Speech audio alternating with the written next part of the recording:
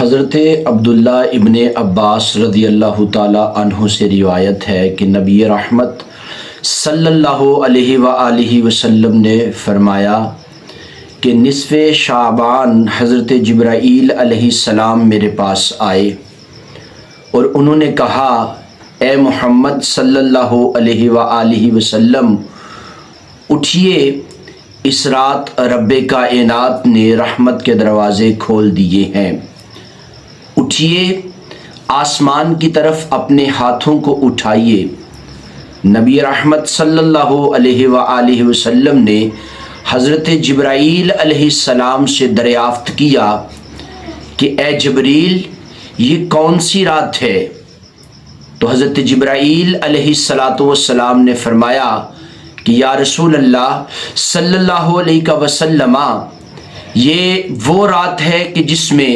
رب کائنات رحمت اور بخشش کے 300 دروازوں کو کھول دیتا ہے، اور اس رات میں سب کی بخشش ہو جاتی ہے سوائے ان کے جو توبہ کیے بغیر دنیا سے چلے گئے ہوں۔ ان میں سے پہلا مشرک ہے، دوسرا کاہن، تیسرا جادوگر، چوتھا جادو کرانے والا، پانچواں زانی یعنی زنا کرنے والا، چھٹا شرابی، ساتواں سود خور، آٹھواں چغل خور، نواں جو نبی رحمت نے فرمایا محتقر یعنی ذخیرہ اندوزی کرنے والا، اور ایک روایت میں مزید کچھ ناموں کو ذکر کیا جیسے تارک الصلاۃ یعنی نماز کو چھوڑنے والا، تارک الزکوٰۃ یعنی زکوٰۃ نہ ادا کرنے والا۔ اس کے بعد نبی رحمت صلی اللہ علیہ وآلہ وسلم نے فرمایا بخیل شخص، پھر اس کے بعد فرمایا گیا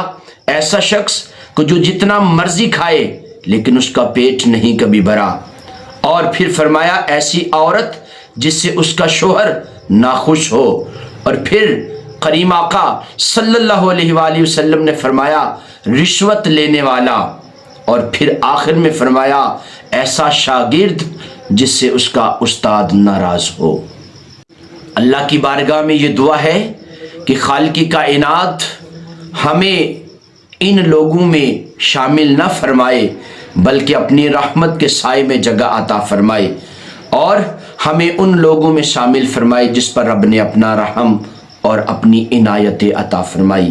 آمین یا رب العالمین۔